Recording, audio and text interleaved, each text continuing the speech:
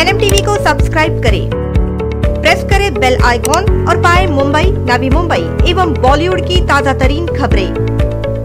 महामहिम राज्यपाल महोदयांना भारतीय जनता पार्टीच्या वतीने आज निवेदन सादर करण्यात आलं।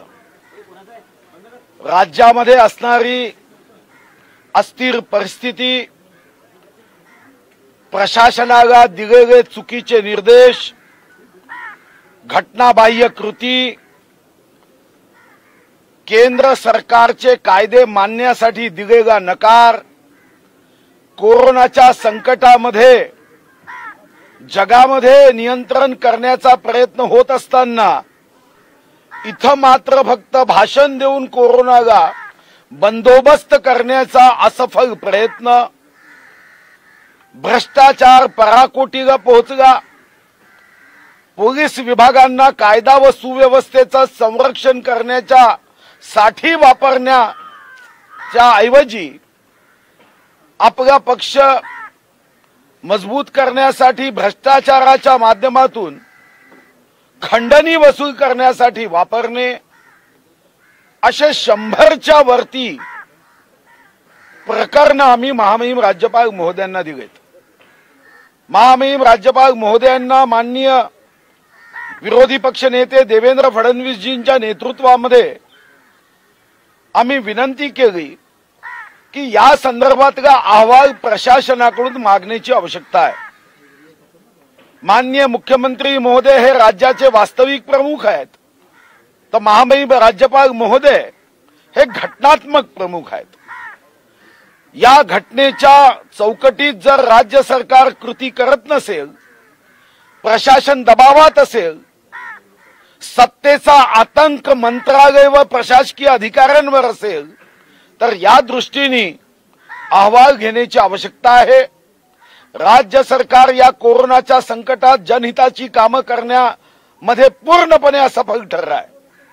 गोरगरीब, दीनदुर्बल, शोषित व्यक्ती हतबल झाला आहे आणि अशा प्रसंगात राज्य सरकारने आपले कार्य योग्य पद्धतीने, सुचारू पद्धतीने करावे, भ्रष्टाचार मुक्त, भयमुक्त, भीतीमुक्त राज्य व्हावं, या दृष्टीने या सरकारचे 100 असफल बिंदू हे आम्ही माननीय महामहिम राज्यपाल महोदयांना सादर केले आहे आणि या संदर्भात मुख्यमंत्र्यांना या संदर्भातला अहवाल माननीय राज्यपाल महोदयांनी मागवावा, मुख्य सचिवांना मागवावा आणि यासोबत आज अधिकाऱ्यांवर जो आतंक आहे, त्यांना बदलीची भीती दाखवली जाते, कारवाईची भीती दाखवली जाते आणि अशा अधिकाऱ्यांना त्यांचं काम जनहितासाठी करण्यासाठी जी बाधा उत्पन्न होत आहे, संवैधानिक अडचणी उत्पन्न होत आहे, या सर्व अधिकाऱ्यांना राज्यपाल महोदयांनी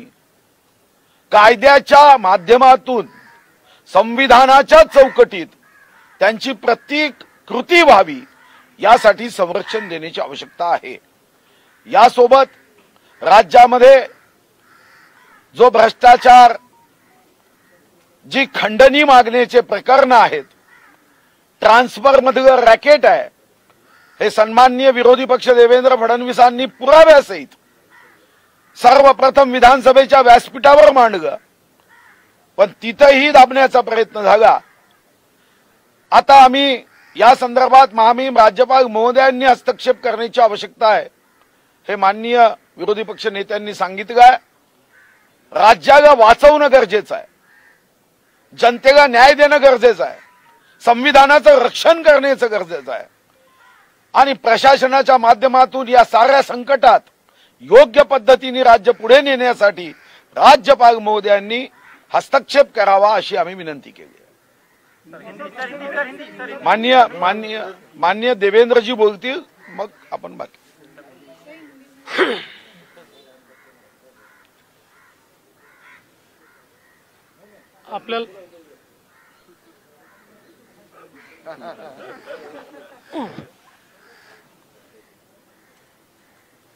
आपल्याला कल्पना आहे की ज्या प्रकारच्या घटना गेल्या काही दिवसात बाहेर येत आहेत, हे अत्यंत चिंताजनक आहेत आणि याच्यामध्ये सर्वाधिक चिंताजनक गोष्ट काही असेल तर या घटनांवर मुख्यमंत्र्यांचं मौन.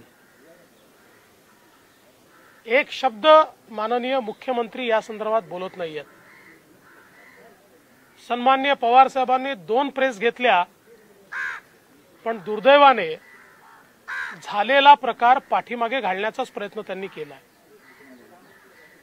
काँग्रेस पार्टी ही तर अस्तित्वहीन दिसतेय.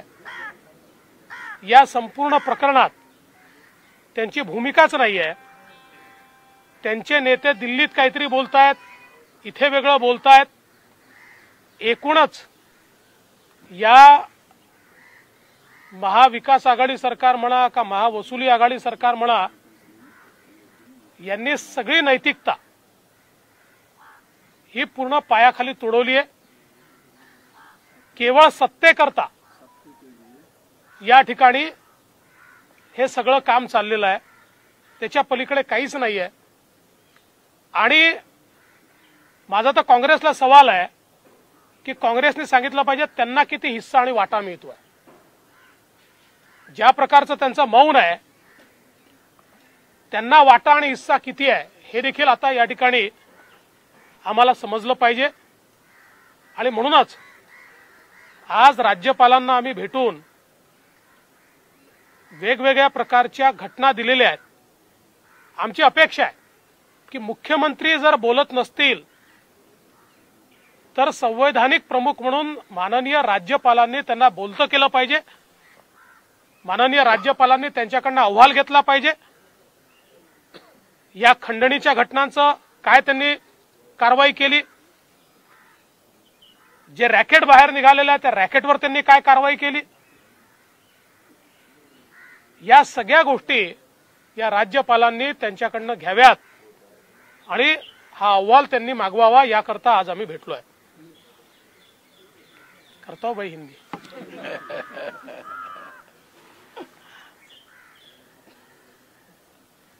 महाराष्ट्र में जिस प्रकार की घटनाएं हो रही है, चाहे पैसे की उगाही की घटना हो या ट्रांसफर्स का रैकेट हो, ये सारी घटनाएं दुखदाई है, आश्चर्यचकित और अचंभित करने वाली इस प्रकार की ये सारी घटनाएं महाराष्ट्र में हो रही है. किंतु इसमें सबसे आश्चर्य की बात अगर कोई है तो वो है मुख्यमंत्री जी का मौन. इतनी सारी घटनाएं होने के बावजूद महाराष्ट्र के मुख्यमंत्री जी ने उसके ऊपर एक बयान भी नहीं दिया. पवार साहब ने 2 प्रेस ली, किंतु जो मंत्री है उनको केवल बचाने का प्रयास पवार साहब ने किया. पवार साहब ने कहा कि मूल घटना की ओर देखिए, मूल घटना तो देखनी पड़ेगी, पर मूल घटना के आड़े आप भ्रष्टाचार को नहीं छिपा सकते. वो घटना जितनी महत्व की है उतनी ये भी घटना महत्व की है. आइए हम जरूर मानते हैं कि जो मूल घटना है उसका तो पर्दाफाश होना ही चाहिए, और उसके साथ साथ उसको आड़ में लेकर आप ये जो हफ्ता वसूली की घटना है, ट्रांसफर्स का रैकेट है, इसको आप रोक नहीं सकते. उसकी भी जांच होनी चाहिए. और इस सरकार में कहीं पर भी नैतिकता नहीं दिखाई पड़ती, क्योंकि इतना बड़ा रैकेट बाहर आने के बाद जिन्होंने बाहर लाया उन पर तो कार्रवाई की गई, लेकिन जिन्होंने रैकेट किया उनके ऊपर कोई कार्रवाई नहीं है, और कार्रवाई की बात भी नहीं है. उसके ऊपर हम कोई कार्रवाई करेंगे इस प्रकार की चर्चा भी नहीं है. और इस महावसूली सरकार में कांग्रेस पार्टी का क्या अस्तित्व है हमको तो समझ में नहीं आता. पर यह ध्यान में आता है कि शायद ये जो हफ्ता वसूली हो रही है इसमें बड़ा हिस्सा उनको भी शायद मिल रहा होगा, इसलिए वो मौन है, वो कुछ कह नहीं रही है. और इसलिए हम उनको भी पूछना चाहते हैं कि भाई आप भी बता दीजिए कि आपकी जितनी सत्ता में हिस्सेदारी क्या उतनी हफ्ते में हिस्सेदारी है? कुल मिलाकर इस सरकार ने पूरी तरीके से नैतिकता को छोड़ दिया है, लोकतंत्र को छोड़ दिया है और मनमानी हम सरकार चलाएंगे, हफ्ता भी वसूल करेंगे, ट्रांसफर का रैकेट भी करेंगे और ये सारी चीजें होते हुए कोरोना की ओर तो इस सरकार का ध्यान ही नहीं है। जिस प्रकार से कोरोना के केसेस महाराष्ट्र में बढ़ रही है, देश का एपिसेंटर कोरोना बना है और मैं समझ नहीं पाता कि महाराष्ट्र में इतना कोरोना क्यों बढ़ रहा है। सरकार इस पे क्या करती है? क्या सरकार ने इस पर उपाय किया है? मुझे लगता है ये भाषण देने की बात नहीं है, एक्ट करने की बात है। और इसलिए राज्यपाल जी को हमने ये कहा है, हमारे सुधीर भाऊ मुनगंटीवार जी ने 100 घटनाएं राज्यपाल जी के ध्यान में लाकर दी है कि जिसमें सरकार ने संवैधानिक जिम्मेवारी का पालन नहीं किया है। और राज्यपाल जी से हमने इतनी ही मांग की है कि चूंकि मुख्यमंत्री भी बोलते नहीं है, सरकार भी ठीक चल नहीं रही है, ऐसे समय कम से कम मुख्यमंत्री जी को आप इसके ऊपर रिपोर्ट मांगिए। राज्यपाल जी को अधिकार है कि आपने हफ्ता वसूली पर क्या एक्शन लिया, आपने ट्रांसफर रैकेट पर क्या एक्शन लिया, कोरोना के ऊपर आपने क्या एक्शन लिया, ये सारा रिपोर्ट ये मांगा जाए। इस प्रकार का निवेदन हमने माननीय राज्यपाल जी को दिया है। सर, दो चीजेमध्ये भेटला, विकास दिल्लीमध्ये भेटला, पण दिल्लीमध्ये जो अहवाल तुम्ही दिला होता त्या अहवालामध्ये काहीही दम नाही, ती भिजलेली लवंगी फटाका आहे, अशा प्रकारची टीका संजय राऊत यांनी केली। राज्यपाल चूंकि बीजेपी के कार्यकर्ता हैं इसलिए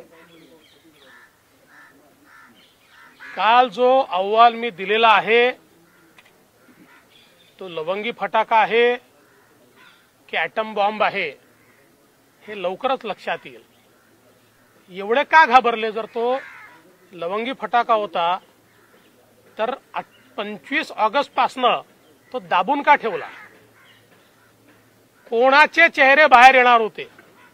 हा अहवाल बाहेर आल्यानंतर नेमके कोणाचे चेहरे बाहेर येणार होते, नेमके कोण याच्यामध्ये लिप्त आहेत आणि म्हणून त्यांना वाचवायला तुम्ही तो दाबून ठेवला, हा माझा प्रश्न आहे आणि म्हणून लवकरच यातलं सत्य बाहेर येणार। देखिए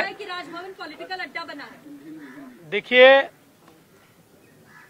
ये जो रिपोर्ट केंद्रीय गृह सचिव जी को दी गई है, ये छोटा फटाका है या बड़ा बम है ये तो जल्दी ही सामने आएगा।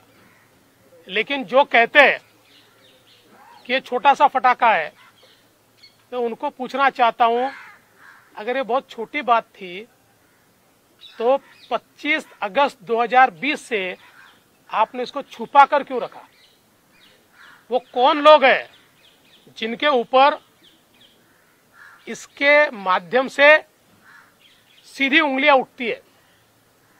वो कौन लोग हैं जो कन्वर्सेशन में आते हैं? वो कौन लोग हैं जिन तक माल पहुंचता है? वो कौन लोग हैं जो इसका कोऑर्डिनेशन करते हैं? ये सारी चीजें बाहर आएगी, इसीलिए तो आपने इसको छुपा कर रखा।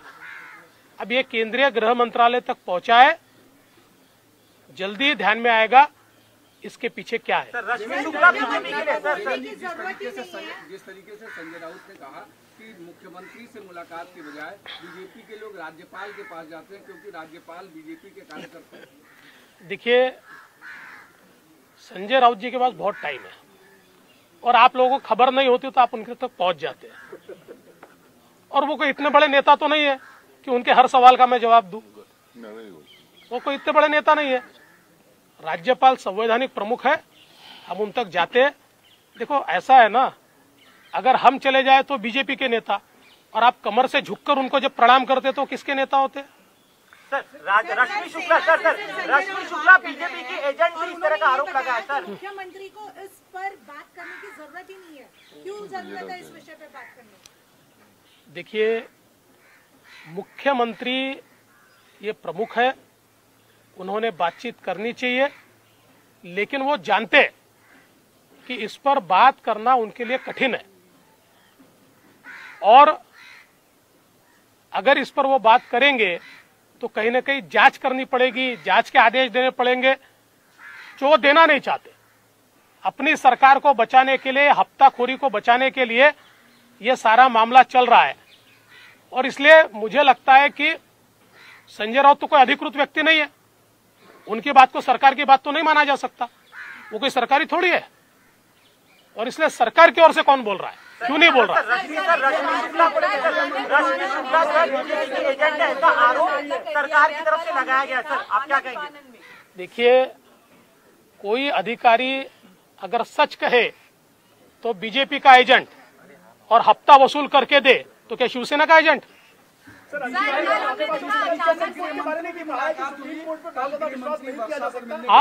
सुप्रीम कोर्ट में बहुत ज्यादा विश्वास नहीं किया जाता। रंजन गोगोई को कोर्ट कर रहे हैं वो, तो उन्होंने कहा कि वहाँ न्याय नहीं मिलता है। किसने कहा? कोर्ट पर भी सवाल उठाया है। किसने? संजय राउत ने। छोड़ दिया, कौन है भाई वो? काँग्रेस कोई इतने बड़े आदमी थोडी आहे। काँग्रेसची काल बैठक झाली, त्यामध्ये एक बातमी अशी समोर येते की काही नेत्यांचा याला विरोध आहे, पण भूमिका मात्र कुठं घेताना दिसत नाहीत। एक मिनिट भरात काँग्रेसची अरे भैया, चोर चोर मौसेरे भाई हे सगळे एकत्रित आहेत, हे फक्त बातम्या सोडतात की काँग्रेसच्या बैठकीत चिंता जाहीर केली, सगळ्या हप्ता वसुलीत सगळे सोबत आहेत।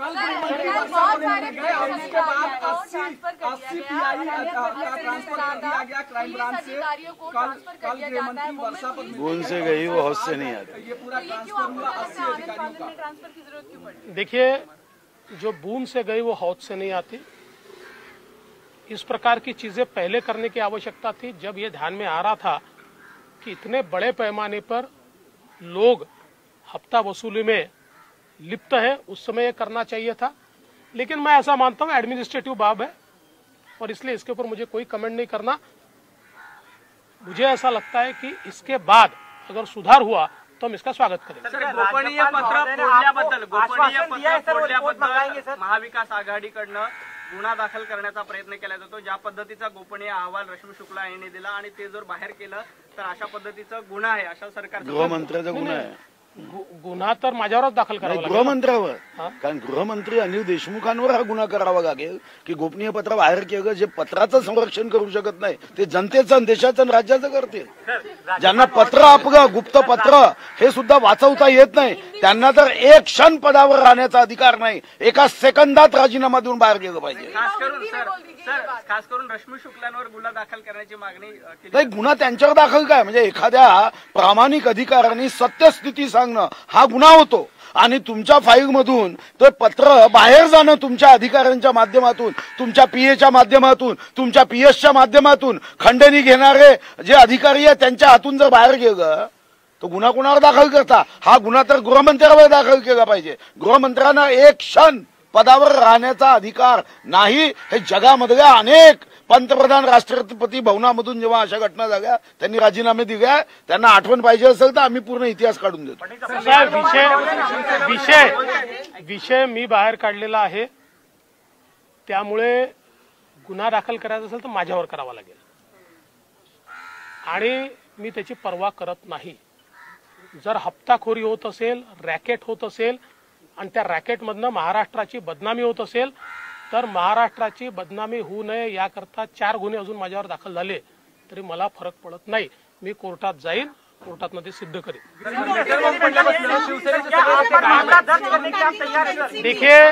देखिए कोई भी इस मामले में एफआईआर भी दर्ज हुआ तो मैं उसकी परवाह नहीं करता। मैंने महाराष्ट्र के हित के लिए ये काम किया है। जो एक प्रकार से गुनाह हुआ था और उस गुनाह को छुपाया गया था, 25/8 को रिपोर्ट जाने के बाद कॉग्निजेबल ऑफेंस हुआ था और उस कॉग्निजेबल ऑफेंस को छुपाने का काम इस सरकार ने किया था। उसको अगर मैंने उजागर किया है और महाराष्ट्र की प्रतिष्ठा को बचाने का काम किया, ये अगर गुनाह है तो ऐसे 4 गुनाह मैं और करूंगा और मैं कैसे सही हूं कि मैं न्यायालय में जाकर बताऊंगा।